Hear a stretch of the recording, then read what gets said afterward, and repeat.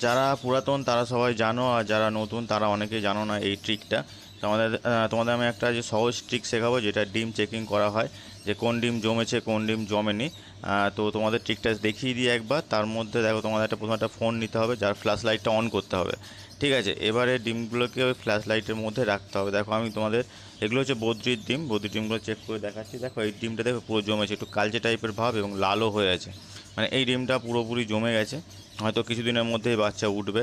ঠিক আছে, আরও একটা দেখাই তোমাদের। এই ডিমটাও দেখো, এই ডিমটাও কিন্তু এই দেখো, দেখেছো ভিতরে একটু ভালো করে লক্ষ্য করলে দেখবে একটা শিরা, লাল শিরা দেখা যাচ্ছে, মানে এই ডিমটাও জমেছে। তো এইভাবেই কিন্তু ডিম চেক করে। আর আরেকটা ডিম দেখা যাবে, এই ডিমটা কিন্তু পুরোপুরি সাদা, একই সঙ্গে ডিম দেওয়া, কিন্তু এই ডিমটা পুরোপুরি সাদা। তো এই ডিমটা জমেনি।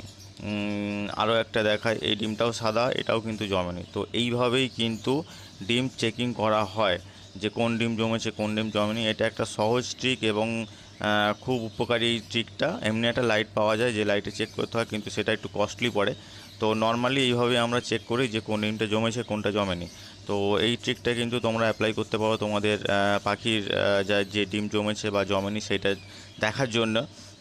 ঠিক আছে, তো দেখতেই পাচ্ছ এই ডিমটাও কিন্তু জমেছে। তো তোমাদের ভিডিওটা কেমন লাগলো?